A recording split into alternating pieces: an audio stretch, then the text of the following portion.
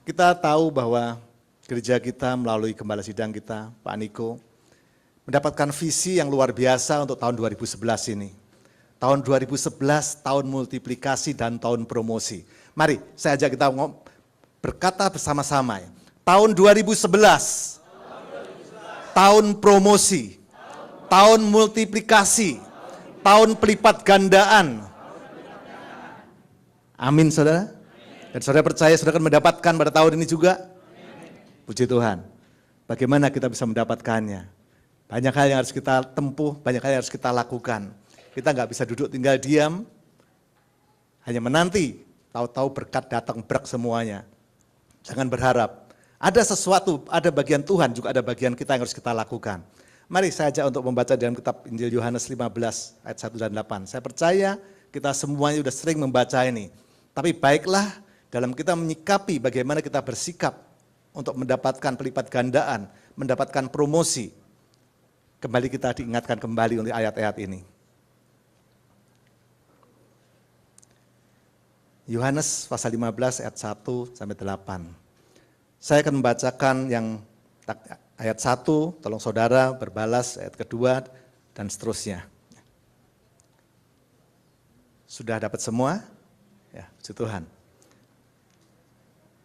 Injil Yohanes pasal 15 ayat pertama sampai ke-8 demikian firman Tuhan. Akulah pokok anggur yang benar dan Bapakkulah pengusahanya.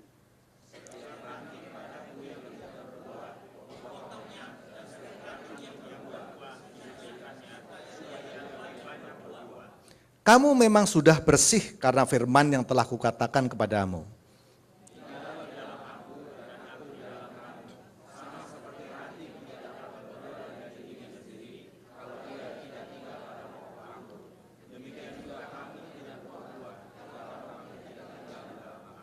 Akulah pokok anggur dan kamulah ranting-rantingnya.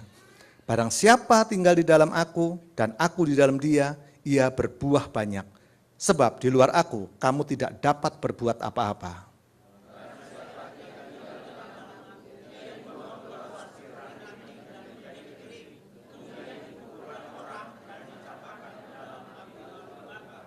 Jikalau kamu tinggal di dalam aku dan firmanku tinggal di dalam kamu, mintalah apa saja yang kamu kehendaki dan kamu akan menerimanya.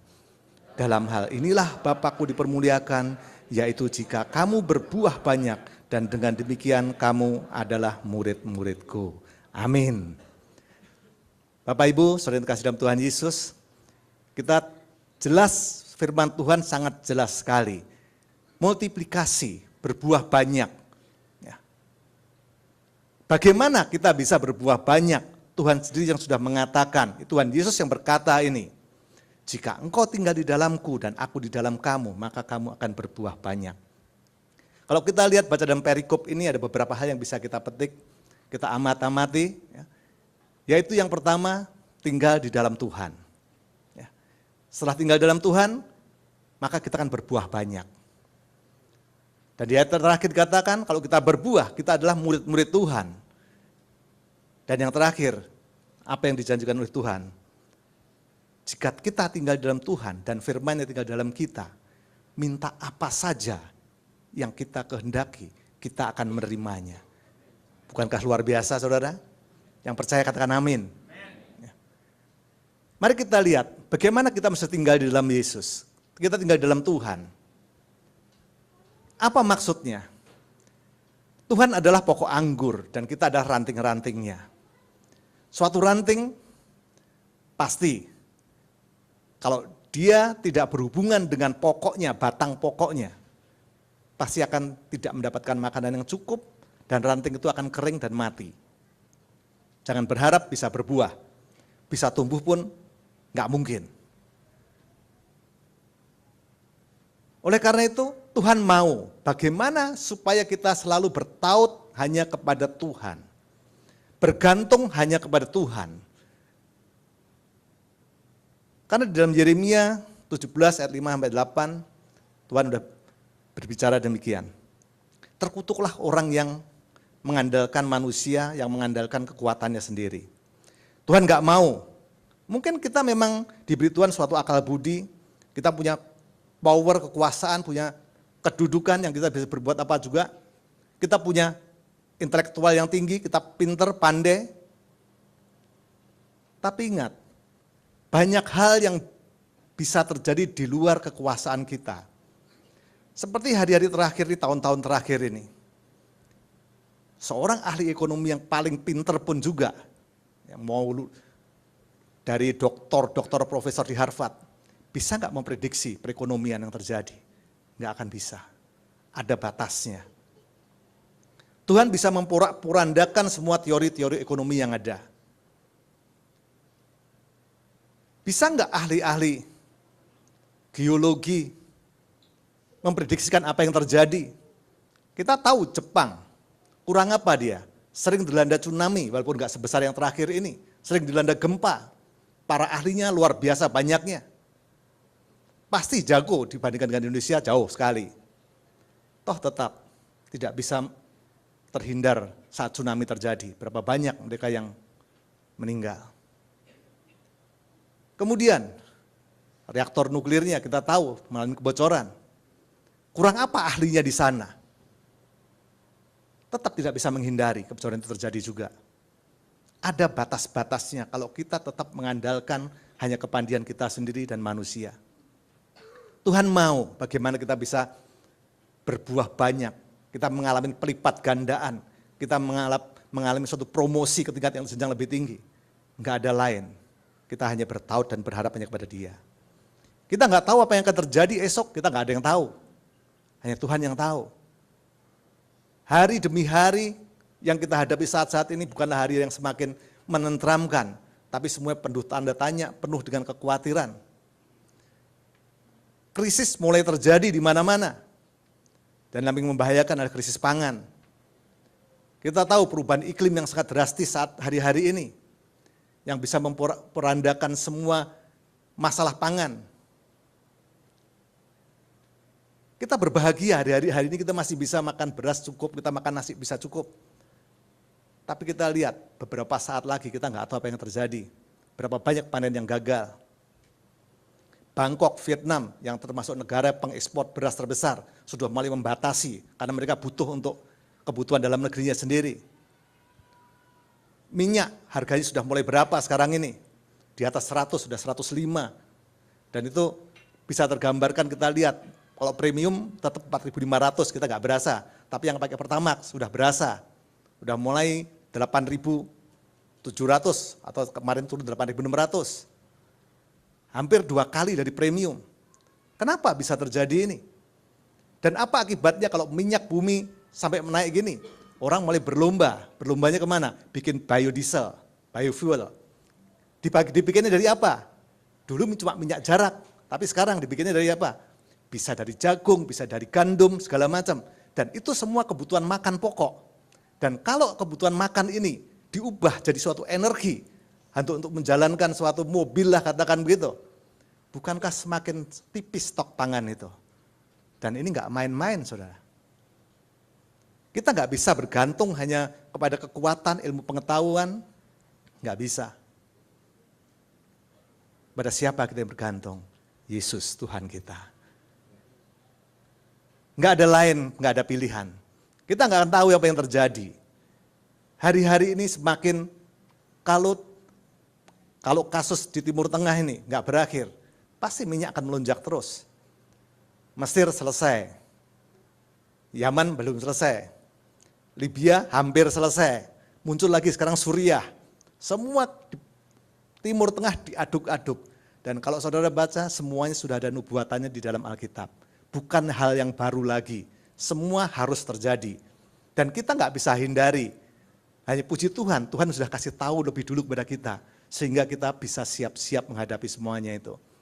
Kita nggak bisa ngomong sama Tuhan, Tuhan jangan sampai terjadi, nggak bisa. Dan itu harus terjadi. Bagaimana sikap kita? Bukankah sangat bertentangan dengan apa yang didapatkan gembala kita? Tahun promosi, tahun multiplikasi. Padahal hari demi hari semakin tidak baik kelihatannya. Inilah keajaibannya dari Tuhan kita. Di saat kita hanya berserah pada Dia, berharap sama Dia, di saat itulah Tuhan turun tangan. Saudara, kita nggak tahu semuanya apa yang terjadi. apapun, mari kita tetap terus berpegang kepada Tuhan, kepada pokok anggur itu. Karena di saat kita hanya berpegang kepada Dia, Dia yang akan memberi makanan, Dia yang akan mencukupi kebutuhan kita. Tuhan Yesus datang untuk memberikan hidup dan memberikannya dengan segala kelimpahannya. Itu adalah janji Tuhan, janjinya nggak pernah terlambat, janjinya nggak pernah tidak ditepati, semua akan ditepati. Yeremia mengatakan terkutuklah orang yang hanya mengandalkan pada manusia dan kekuatannya sendiri. Tapi dia juga bilang, diberkatilah orang yang mengandalkan Tuhan. Karena apa? Dikatakan di sana, ia akan seperti pohon yang ditanam di tepian air, merambatkan akar-akarnya di tepi batang air, dan tidak pernah mengalami datangnya panas terik, dan daunnya tetap hijau, tidak khawatir dalam tahun kering, dan yang tidak berhenti menghasilkan buah. Janji Tuhan akan digenapin buat kita semuanya. Berapa banyak hari-hari ini mereka yang sudah putus asa. Berapa banyak yang kita lihat, keputusasaan, gak punya harapan, diakhiri dengan bunuh diri. Berapa banyak kejahatan yang terjadi sudah mulai nekat sekarang ini, kesulitan ekonomi, perampokan mulai makin terjadi, banyak terjadi. Kita tahu di dalam Tuhan, kita aman, di dalam Tuhan kita dipelihara. Hanya satu-satunya saudara, mari kita selalu bertaut pada Tuhan. Intim dengan Tuhan. Ini nanti berkaitan, bagaimana kita mau melekat dengan Tuhan, mau tidak mau kita intim, selalu dekat dengan Tuhan. Percayalah saudara, apapun yang saat ini saudara alami, Tuhan punya rencana yang indah buat kita semua. Yang percaya katakan amin. Ini melekat kepada Tuhan, melekat pada Tuhan, pada pokok anggur. Kita tinggal di dalam Dia, percayalah hanya kepada Dia. Berharaplah hanya kepada Dia, berlindunglah hanya kepada Dia. Kita nggak bisa berlindung hanya pada pemerintahan, kita nggak bisa berlindung pada tim kepolisian dan abdi segala macam. Dan kita tahu hari-hari ini kita banyak mengalami hal-hal yang tidak adil. Semuanya memang terjadi seperti ini pada akhir zaman ini. Mari kita lihat lagi, di saat kita bertaut kepada Tuhan, kita tinggal dalam Tuhan, firman-Nya tinggal dalam kita. Nah, tinggal dalam Tuhan artinya apa? Kita intim. Mari kita tingkatkan saat teduh kita, saat intim kita dengan Tuhan. Bagaimana? Banyak berdoa, banyak memuji, banyak menyembah. Itulah kalau kita mau intim dengan Tuhan, hanya itu. Dan tidak lupa baca firman-Nya. Karena Tuhan bilang, jika engkau tinggal di dalam aku dan firman-Ku tinggal di dalam kamu, kita akan berbuah lebat sekali. Jangan abaikan untuk membaca firman Tuhan. Karena melalui Tuhan banyak berbicara melalui firman-Nya. Mari kita beranjak lebih lanjut di saat kita berbuah. Bagaimana apa yang terjadi saat kalau kita mau berbuahnya buah semakin lebat. Kita tadi udah baca. Yang kering pasti akan dibuang. Ranting yang kering gak berguna dibuang akan dibakar. Tapi bagaimana dengan ranting yang bisa berbuah? Apakah cuma didiamin aja berbuah sendiri? Saudara tidak saudara. Tadi kita baca bahwa yang berbuah pun akan dibersihkannya. Supaya apa? Buahnya semakin lebat.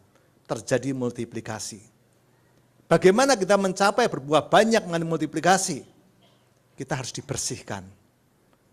Dan itu akan kita alami. Jadi kalau kita sudah tinggal dalam Tuhan, kita hanya berharap pada Tuhan. Saudara juga jangan berharap bahwa aduh semuanya udah damai sejahtera enak. Enggak saudara. Suatu saat kita akan dibersihkan. Kita masih manusia. Seringkali kita lupa. Seringkali kita masih melanggar. Dan Tuhan ingatkan, ini ada suatu proses pembersihan dari kita untuk mencapai sesuatu yang dikehendaki oleh Tuhan. Mungkin kita sudah bilang, oh, saya bersaat teduh tiap pagi, saya berdoa rajin, saya ke gereja rajin, saya ikut kul, saya ikut rumah doa. Banyak gak? Tapi kenapa saya sekarang ini kok saya masih punya masalah saya gak selesai. Masalah dalam rumah tangga, dalam keuangan, di dalam usaha. Kenapa?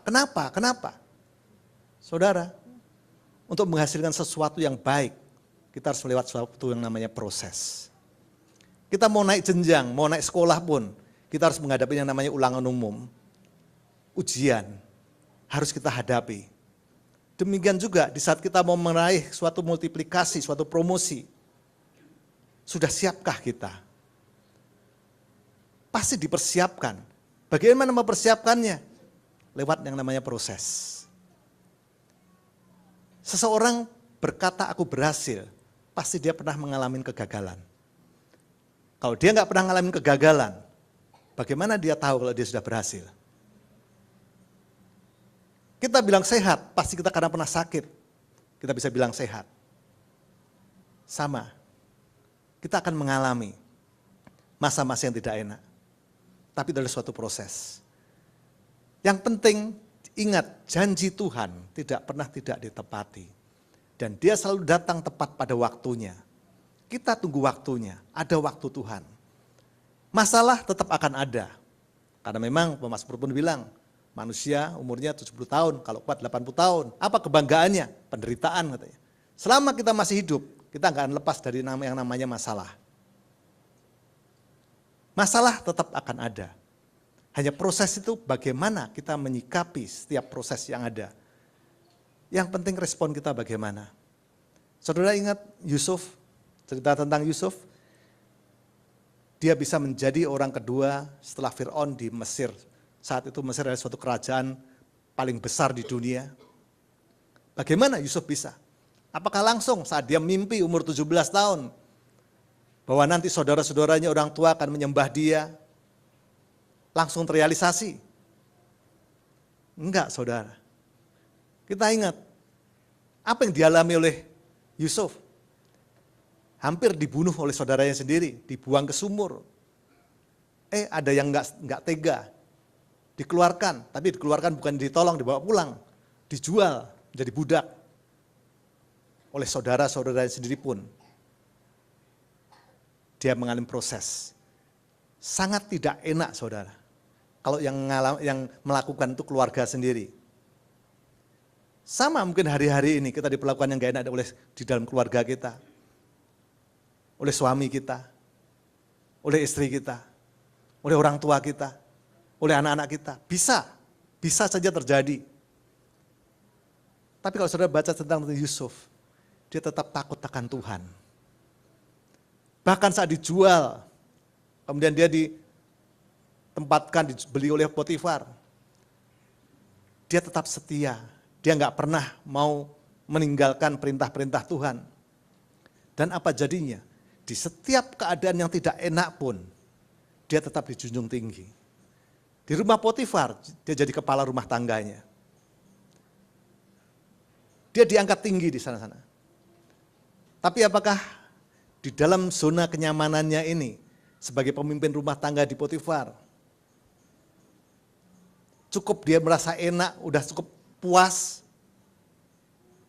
Kalau Tuhan mau mengangkat dia lebih tinggi lagi, dia harus lewat proses lagi.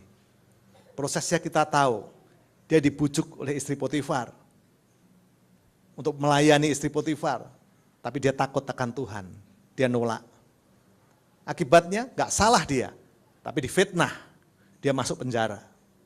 Kalau saudara baca juga di sana, apa yang dilakukan Yusuf di dalam penjara? Tetap dikatakan, dia takut akan Tuhan. Dan walaupun di penjara, dia diangkat oleh kepala penjara itu untuk ngurusin semua narapidana yang lain. Kepala penjaranya tinggal duduk enak-enak, tapi yang ngurusin semua Yusuf. Dia diangkat tinggi di sana. Kemudian kita tahu ceritanya, ada dua juru minum, juru anggur sama juru roti dari Fir'aun yang di penjara. Kemudian mereka mimpi, Yusuf menerangkan arti mimpinya, dan semua jadi kenyataan. Yang satu juru rotinya dihukum, yang juru minumnya diangkat kembali, dan Yusuf masih ingat berkata kepada juru minum ini, tolong sampaikan masalahku kepada raja. Aku enggak bersalah. Tapi apa daya, juru minum itu lupa. Mungkin kita dikhianati oleh teman kita sendiri. teman bisnis, partner kita dalam bisnis, bisa saja semua itu terjadi. Sama Yusuf diperlakukan seperti itu. Tapi di saat Fir'aun mimpi, di mana nggak ada yang bisa mengartikan semuanya, juru minum itu baru ingat, ada seorang Ibrani yang dipenjara, yang dia bisa mengartikan mimpi itu. Yusuf dipanggil, dan dia menerangkan arti mimpi Fir'aun. Apa yang terjadi? Hanya dalam sekejap, dari seorang narapidana, langsung diangkat, menjadi orang kedua setelah Fir'aun, yang berkuasa di Mesir. Dia bisa mengartikan mimpi dari Fir'aun, bahwa pada keadaan saat itu, akan terjadi masa 7 tahun masa kelimpahan, kemudian diikuti oleh 7 tahun masa kekeringan. Dan Fir'aun tahu, kalau dia bisa mengartikannya, pasti dia bisa bagaimana memanagenya, mengendalikannya. Dan dia percayakan itu pada Yusuf, seorang narapidana, yang bukan siapa-siapa, yang gak dikenal oleh siapapun juga. Untuk mencapai ke jenjang orang kedua terbesar di Mesir, Yusuf harus melalui fase-fase, proses-proses yang tidak enak. Tapi setiap proses, setiap lulus dari setiap proses, dia diangkat semakin tinggi, dan semakin tinggi. Promosi terjadi di sana. Dan kita lihat apakah Yusuf lalu jadi sombong? Enggak, saudara. Di saat saudara-saudaranya datang, butuh makanan, apa dia akan balas dendam? Enggak, saudara. Dia tahu dia mau dibunuh oleh saudaranya, dia dijual oleh saudaranya. Tapi apa yang dia katakan saat saudara-saudaranya takut menghadap dia, takut kalau dibalas segala kesalahannya itu. Dia hanya bilang, memang manusia mereka-rekakan yang jahat, tapi Tuhan, dia selalu merekakan kebaikan. Di balik segala apa yang terjadi yang tidak enak, ada rencana Tuhan yang indah setelah itu. Oleh karena itu saudara, mungkin hari-hari ini saudara mengalami hal-hal yang mungkin tidak baik, kok tidak enak, padahal saya sudah taat sama Tuhan. Teruskan ketaatan saudara. Teruskan keintiman saudara dengan Tuhan. Jangan menyerah hanya di tengah jalan. Percayalah di balik apa yang saudara hadapi saat-saat ini, Tuhan sudah sediakan mahkota di sana. Tuhan sediakan promosi di sana. Pelipat gandaan saudara akan alami dan saudara akan berbuah yang banyak. Dan kalau kita bicara tentang buah, buat apa buah itu sebetulnya? Suatu tanaman berbuah banyak, berbuah lebat. Kalau buah itu asam, kalau buah itu pahit, kalau buah itu beracun, tetap buah itu nggak ada gunanya.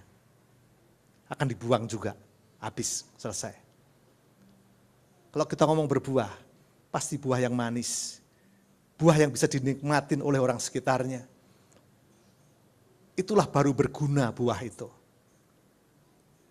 Demikian juga saudara, di saat saudara mengalami multiplikasi, pelipat gandaan, di saat saudara mengalami promosi, dimanapun saudara berada, saudara diberkati. Kalau saudara itu hanya untuk diri saudara sendiri, nggak ada gunanya. Tuhan mau apa yang kita dapat, buah-buah kita, orang di sekitar kita, itu merasakan semuanya. Merasakan berkat itu juga. Bukankah firman Tuhan mengatakan, kalau nggak salah di 1 Petrus 3 ayat sekian ya, kita diberkati adalah untuk memberkati. Yang percaya katakan amin. Saya percaya saudara tahu semuanya ini, bahwa kita diberkati supaya kita memberkati yang lain. Kita berbuah supaya buah kita bermanfaat bagi orang sekitar kita. Sudahkah apa yang kita lakukan bermanfaat bagi orang sekitar kita? Mari coba kita mulai introspeksi. Kita mulai renungkan. Apa yang sudah kita lakukan untuk orang-orang di sekitar kita? Dari apa yang telah Tuhan berikan kepada kita. Bukan hanya sekedar materi aja. Bagi saudara mungkin diberi suatu intelijensi yang tinggi, kepintaran. Saudara diberikan suatu hikmat, suatu saudara menjadi bijak. Dan kalau kita bicara tentang ini, Tuhan ingatkan, berbuah banyak, kita harus memberi. Banyak yang kita bisa berikan. Sudahkah kita bisa memberikan apa yang kita miliki kepada orang di sekitar kita? Kalau kita ngomong memberi, nggak akan lewat dengan yang namanya kasih. Karena Tuhan bilang, kita boleh memberi, harus dengan hati yang penuh kasih, penuh sukacita, bukan karena terpaksa, bukan karena disuruh, tapi keluar dari hati kita sendiri. Sudahkah kita melakukan itu? Saudara, saya selalu mengatakan bahwa dalam memberi, dalam menyampaikan kasih, mari pertama-tama kita lihat apa yang ada di dalam keluarga kita sendiri. Sudahkah kita memberikan terbaik kepada orang-orang di dalam rumah kita? Sudahkah kita memberikan perhatian yang terbaik kita buat istri kita, buat suami kita, buat anak-anak kita, buat orang tua kita? Sudahkah kita memberikan yang terbaik untuk mereka? Ya mungkin kita bisa bilang kita cukupi kebutuhan mereka. Kita sekolahkan dengan sekolah yang tinggi. Kita beri pakaian yang baik. Tapi apakah cukup hanya dengan itu? Bagaimana dengan perhatian kita? Mereka kita cukupi, tapi disertai dengan omelan, caci maki, kutukan. Semua pemberian kita sia-sia. Mari coba kita lihat yang ada di dalam rumah kita. Firman Tuhan, semua kalau Alkitab disarikan, Tuhan Yesus sendiri yang mengatakan, intinya perintah Tuhan hanya dua. Kasihilah Tuhan Allahmu dengan segenap hatimu, segenap jiwamu, segenap akal budimu, segenap kekuatanmu. Dan hukum yang kedua, kasihilah sesamamu manusia seperti dirimu sendiri. Siapa sesama manusia yang paling dekat? Kalau bukan yang ada di dalam keluarga kita sendiri. Dan di dalam keluarga, siapa yang paling dekat dengan kita? Kalau bukan pasangan hidup kita, suami kita, istri kita. Sudahkah kita melakukan perintah Tuhan ini di dalam rumah kita? Saya percaya ada maksud Tuhan membentuk suatu keluarga. Kenapa waktu Tuhan menciptakan manusia, enggak Tuhan menciptakan suku bangsa, negara, bangsa yang besar, enggak. Tapi yang Tuhan ciptakan ada sepasang laki-laki dan perempuan. Dan Tuhan memberkati mereka. Untuk mereka beranak cucu, bertambah banyak dan menguasai bumi dengan seluruh isi-isinya. Siapa yang diserahin tugas ini? Sepasang suami istri yang namanya keluarga. Otoritas diberikan bukan kepada suatu bangsa yang besar, negara yang besar. Tapi diberikan oleh Tuhan kepada yang namanya keluarga, suami istri. Dan bukankah Tuhan bilang, laki-laki harus meninggalkan orang tuanya, bersatu dengan istrinya, dan keduanya menjadi satu daging. Dan apa yang telah dipersatukan oleh Allah tidak dapat diceraikan oleh manusia. Kita yang menikah pasti ingat kata-kata itu. Istri kita, suami kita, belahan jiwa kita tidak bisa dipisahkan. Sudahkah kita mengasihi dia? Ingat, Tuhan mau sebelum kita mengasihi sesama kita, mengasihi diri kita sendiri dulu. Kasihlah sesamamu seperti dirimu sendiri. Sudahkah kita mengasihi diri kita sendiri, termasuk istri kita yang merupakan bagian dari jiwa kita? Apakah istri kita yang di rumah hanya sebagai pelampiasan di saat kita dimarahin oleh bos di kantor? Apakah istri kita di rumah hanya sebagai pelampiasan di saat bisnis kita lagi nggak baik? Seringkali hal itu terjadi. Kita nggak berani marah kepada orang lain. Yang kita berani paling enak adalah orang yang di rumah. Mari kita saya ajak pagi hari ini. Kita introspeksi. Biar Tuhan ingatkan yang di dalam rumah kita, istri, suami, anak-anak. Itu adalah yang pertama-tama Tuhan ingin kita lakukan dalam melakukan perintah Tuhan mengasihi ini. Berapa banyak waktu kita yang sudah kita berikan untuk anak-anak kita, untuk istri kita. Saya ada satu kesaksian yang kalau waktu wedding saya suka sharingkan. Namanya kasih, kita tahu Gary Chapman bilang ada 5 bahasa kasih. Dengan kata-kata, ya I love you, saya mengasihimu, saya cinta kamu, oke itu umum. Mungkin dengan memberikan suatu gift, hadiah. Saat Valentine misalnya, kasih bunga, atau enggak usah Valentine dah.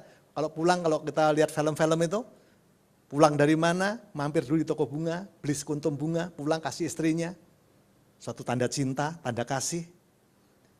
Bisa kita juga melayani istri kita, membantu istri kita. Kita nggak tega istri kita, apalagi kalau lebaran nggak ada pembantu pulang, nyuci sendiri, kita cuma enak baca koran, nonton TV, biarin sana, nggak seperti itu. Kasih bisa kita ungkapkan lewat sentuhan kita. Dan kita jalan, masihkah kita yang sudah menikah 5 tahun, 10 tahun, 20 tahun, sering menggandeng istri kita kalau jalan-jalan? Bukankah dulu saat masih pacaran, pengantin baru, udah kayak perangko nempel di amplop aja kemana-mana, udah nggak boleh lepas. Kecuali nggak boleh colek orang, kecuali kondektur yang nyolek. Masihkah kita seperti itu? Apakah nganggap kita karena udah tua, malu gandengan? Salah saudara. Semakin hari kita harus tingkatkan keharmonisan dalam keluarga itu. Masih kita memperhatikan mereka? Dan akhir-akhir ini, iblis bekerjanya luar biasa. Hari-hari ini lagi zamannya BlackBerry, ya, apalagi BBM. Ya. Nah, ini mulai banyak orang diserang karena BBM ini. Suami dicuekin istri, ya. Kemana-mana begini, sampai malam terus begitu. Dan bahayanya, mulai masuk Facebook, chatting, ketemu teman-teman dulu yang SD, SMP, SMA, kuliah, mulai hampir tiap minggu reuni. Belum lagi ketemu mantan lagi. Nah, ada beberapa kasus yang kebetulan nyampe ke saya, datang ke saya, sama kasusnya seperti itu. Tahu-tahu suaminya datang, Pak nggak sangka istri saya selingkuh. Wah saya kaget, nggak mungkin lah, saya tahu kenal istrinya, nggak mungkin itu. Yang benar saya bilang gitu. Gara-garanya apa? Saya lihat sendiri. Kamu lihat sendiri, fisik? Enggak. Dari mana? BBM-nya. Nggak sengaja dia buka, wah chatting dia tahu itu bekas pasarnya dulu. Enak kalau chatting kan ngomongnya sembarangan aja kan. Nah di situ kata-katanya vulgar segala gitu, udah nganggep selingkuh. Ribut besar. Hati-hati hari-hari ini. Saya juga ngalamin, bukan apa-apa. Ini mulai gara-gara BBM nih, sering dicuekin, terus begini terus. Saya percaya semuanya pasti akan terutama suami-suami yang suka gitu itu memang, saya tidak menghakimin para istri, para wanita ya. Nah, tapi memang kok kenyataannya seperti itu gitu loh. Nah, tolong perhatikan, ya, hati-hati. Banyak sekali terjadi masalah di sini. Itu sudah buka celah. Nah, yang saya akan ceritakan tadi adalah tentang, tadi udah ada 4 bahasa kasih, yang terakhir adalah berikan waktu yang berkualitas untuk keluarga kita. Tentang waktu. Saya tahu, dan saya pernah merasakan juga, gimana saat kita masih pacaran, ya, pada pertama-tama fokus kita hanya pada orang yang kita kasihi. Akhirnya setelah mendapatkannya, jadi istri, fokus tuh mulai sedikit berubah. Fokus kita kepada karir kita, kepada usaha kita. Bagaimana bisa mencukupi nanti untuk anak-anak kita, untuk sekolah, pendidikan, segala macam. Fokus sudah mulai berubah. Salah? Enggak salah. Tapi yang perlu saya ingatkan juga untuk para yang masih keluarga-keluarga muda. Ya, enggak salah, tapi tetap perhatikan. Yang di rumah itu adalah istrimu. Dan suamimu ada di sana, tetap di sana. Boleh kita mengejar karir, boleh. Tapi tetap pasangan hidupmu, belahan jiwamu itu ada di sana. Kamu enggak hidup sendirian. Dan ada satu kisah yang kebetulan saya temukan. Ya. Beberapa tahun yang lalu, udah 7 tahun yang lalu kira-kira. Waktu itu saya sedang mencari rumah. ada broker, oke saya sebut namanya Michael, karena saya tahu orang nggak ada di sini, karena di rumahnya BSD, pasti gerejanya ke BSD sana. Dia Michael ini dia menawarkan rumah, oke. Biasa saya datang selalu berlima dengan anak saya 3 dan istri saya, dan kita selalu banyak bercanda gitu selama lihat rumah gini. Tahu-tahu dia bilang, Om, enak ya Om ya, kok kayak deket sekali sama anak-anak. Memangnya kenapa? Kamu ada masalah apa? Iya Om, saya ada masalah. Yang saya nggak ngerti dan saya nggak habis pikir. Loh, kenapa? Istri saya minta cerai. Loh, ada masalah apa? Kenapa? Iya, saya juga nggak ngerti. Saya kan kerja memang sebagai untuk apa? Ini yang jualan rumah gitu tuh, properti, main di properti itu, kan waktu saya nggak bisa diatur. Kadang-kadang saya harus ketemu klien, paling bisanya kan malam pulang kerja. Kemudian juga bisa Minggu atau Sabtu. Nah, mereka bilang saya nggak pernah memperhatikan mereka. Dia punya anak 1, anaknya waktu itu murid 2-3 tahun lah. 2 tahun. Terus saya bilang, memangnya kamu kerja gimana? Iya, saya pulang memang malam segala macam. Jadi kamu nggak pernah bisa main sama anakmu. Nah ini juga yang meyakinkan saya. Anak saya nggak pernah mau saya gendong sekarang ini. Loh, kamu berapa sering ketemunya? Jarang. Kalau main di propertis mau nggak mau tidak ada hari libur. Saya nggak tahu benar apa enggak, tapi yang dia alamin seperti ini. Minggu ketemu klien, cari terus semuanya. Memang ke gereja dulu, setelah itu enggak. Nah, kemudian dia juga anak Tuhan. Nah, saya bilang, memang benar kamu cukupi semua kebutuhannya. Udah saya cukupin. Dan ini kenapa saya kerja keras ini? Saya pengen Om, rumah saya itu saya dapat bisa beli lagi rumah yang lebih besar lagi. Sekarang rumah saya sempit, anak saya kan lebih besar. Saya mau supaya dia ada halamannya nanti bisa main sepeda, bisa main apa-apa di sana. Tapi kok kerja keras saya gak dihargai, malah mau dicerai. Nah, saya ingatkan, mereka anak-anakmu, istrimu ingat, dia gak cuma cukup butuh kamu cukupin makanannya, pakaiannya, dia butuhnya adalah butuh kamu. Sebagai ayah, sebagai suami. Kemudian singkat kata waktu itu sekitar bulan November. Ya. Kemudian bulan Desembernya setelah Natal, dia tahu-tahu telepon saya. Om saya mau cerita lagi nih Om, ada waktu ya? Oh nggak apa-apa silahkan. Ya saya baru pulang dari Bandung. Saya main-main di Bandung, nah sama istri sama anak saya nginep di hotel, di sana saya ketemu teman lama saya. Dan dia punya anak yang lucu, kira-kira hampir umurnya sama anak saya. Waktu saya ngeliat anaknya, waduh gemesin Om. Langsung saya gendong, saya peluk, saya ciumin.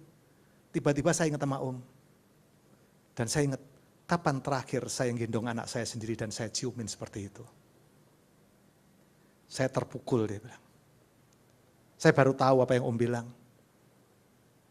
Anak saya pun mungkin kepengin seperti itu. Ya, lalu saya bilang, kamu akan bilang kan, cuma kamu gak punya waktu. Betul. Semua orang punya waktu yang sama. Sehari 24 jam. 7 hari dalam seminggu. Semua sama. Cuma bagaimana kita bisa mengatur waktu itu. Kamu kerja keras, memang harus kerja keras. Tapi kamu harus ingat, berkat datangnya dari Tuhan. Berkat bukan karena kerja keras kamu. Memang harus. Tapi Amsal mengatakan, berkat datangnya dari Tuhan. Dia akan memberikan pada saat kita tidur. Berkat yang dari Tuhan, itu adalah berkat yang bisa kita nikmatin.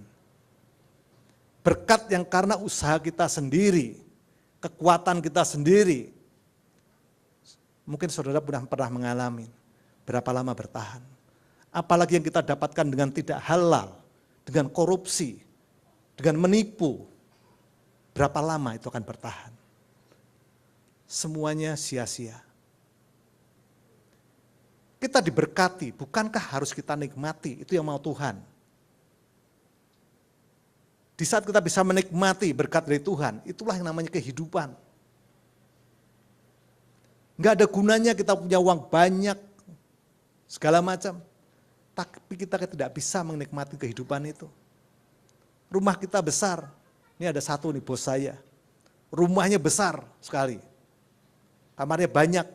Padahal anaknya 2 dan anaknya nggak tinggal sama dia. Di rumah itu tinggal berdua. Sampai kita sering ledek-ledekan gitu antara teman-teman. Itu kalau komunikasinya gimana ya, masing-masing pakai handphone nanti. Rumahnya besar sekali soalnya. Tapi cuma tinggal berdua. Apakah seperti itu? Dan saya kesian, dia gak menikmati yang namanya keluarga. Ada tujuan yang baik, tapi sekarang bos saya udah mulai menyadari. Dan saya suka sekali dia kalau ketemu dengan klien gitu ya, ketemu udah ngomong-ngomong punya anak, dia bilang, anakmu di mana sekarang, sekolah di mana? Oh masih sekolah di sini, masih. Nah dia selalu kasih nasihatnya, oh bagus, benar sekolah tuh tetap di sini aja, kalau sudah SMA baru kirim nanti ke luar negeri. Kenapa dia berkata begitu? Karena dia merasakan, dia punya anak 2, 1 laki-laki dan 1 perempuan. Saat lulus SD semua dikirim ke Singapura. Dicukupi memang semuanya. Setelah di Singapura lulus, kemudian mereka ke state. Ya, udah. Kenapa dia mengalami itu? Enggak ada hati antara orang tua dan anak. Di saat bapaknya sakit, anaknya mau nengokin, sekali aja udah cukup. Enggak ada hati, dan dia merasakan itu. Kemarin bapaknya transplantasi hati, cangkok hati. Dia memang hadir anaknya ini di Hong Kong. Transplantasinya hari Senin, dia memang dari Jumat udah ikut sana. Hari Selasa malam dia balik ke sini, bapaknya belum sadar. Dan dia nengokin, enggak sampai bapaknya pulang. Kalau saya tanya, kok enggak nengokin sih? Loh sekarang kan bisa, tiap hari saya telepon sama papa. Nah, tiap hari saya telepon. Ya, saudara bisa merasakan gimana?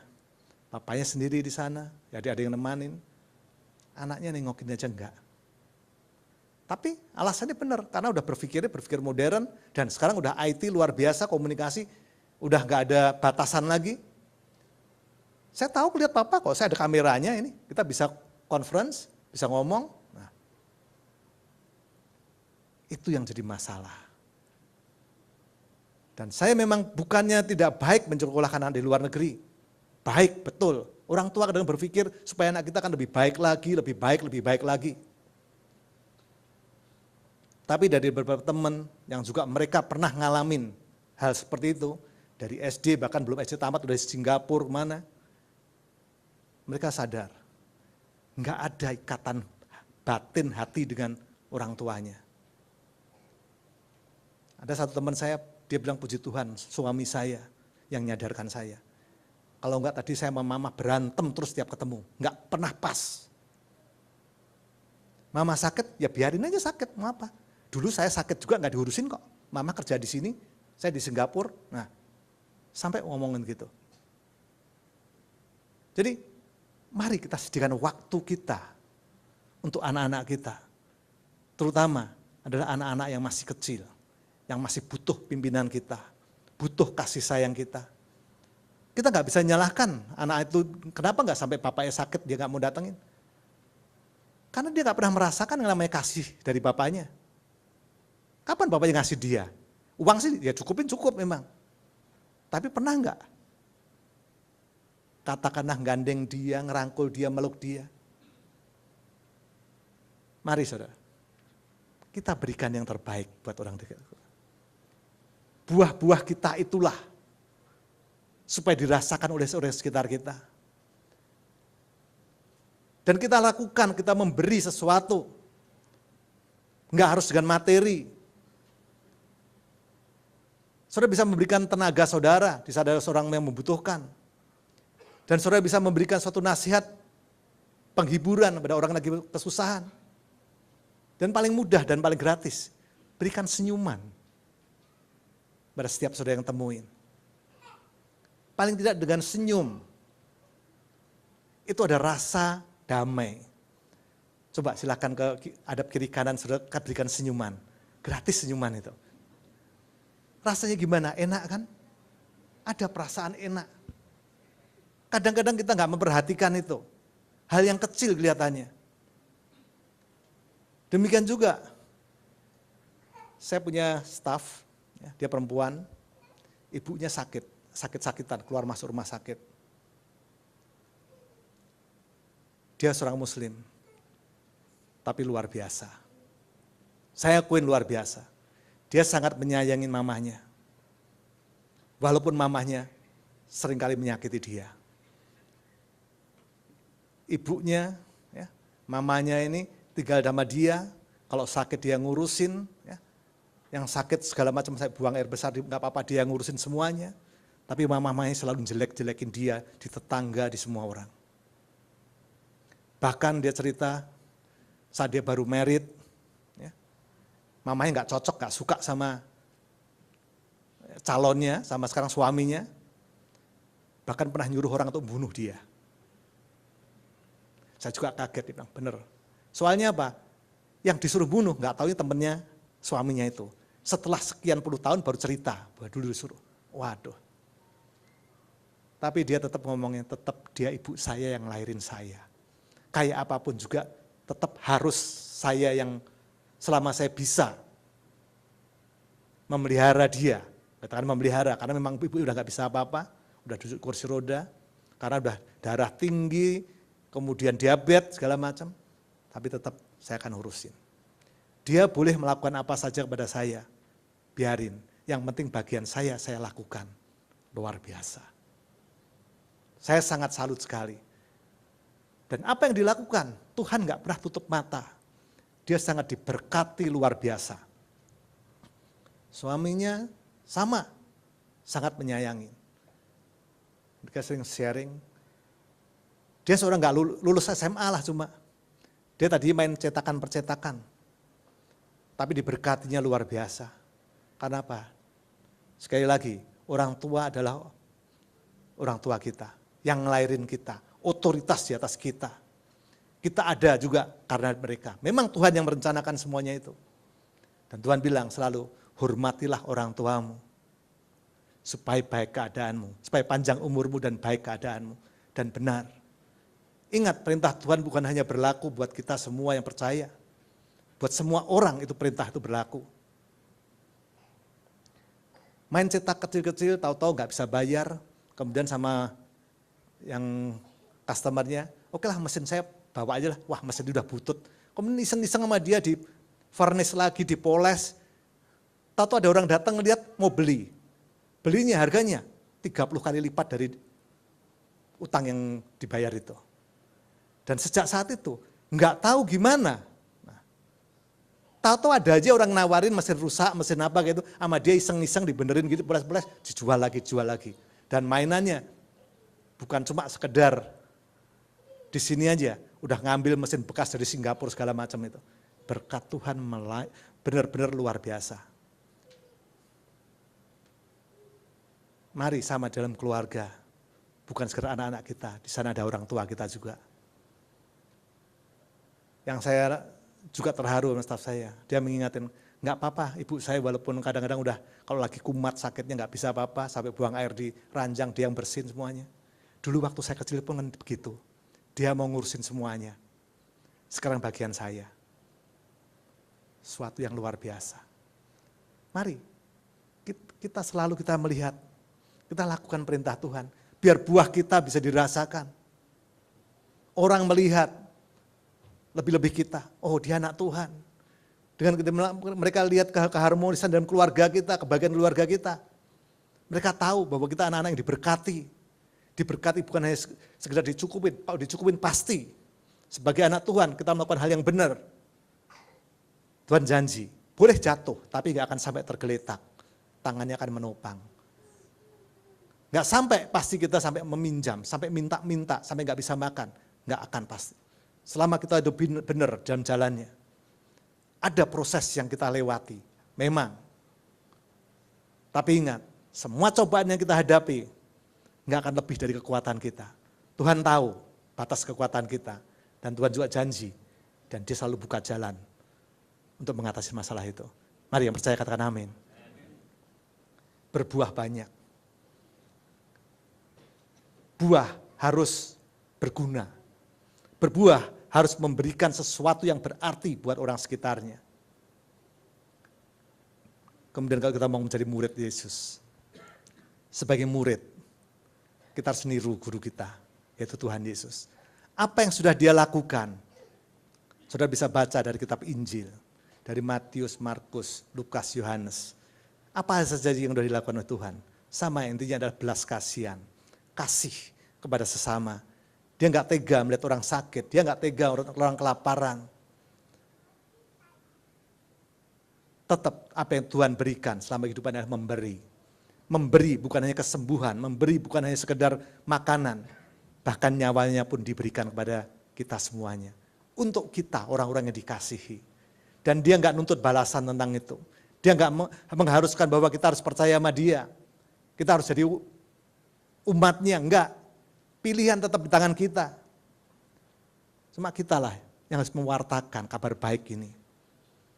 Karena Tuhan yang bilang, tidak ada nama lain di dunia ini selain namanya yang bisa membawa kita ke surga. Kita yang harus jadi saksi dalam kehidupan kita sehari-hari. Apa yang kita lakukan? Sekali lagi, mulai dalam keluarga kita. Kalau kita berhasil dalam keluarga, ke orang lain jauh lebih mudah, lebih gampang. Ingat pepatah, guru kencing berdiri, murid kencing berlari.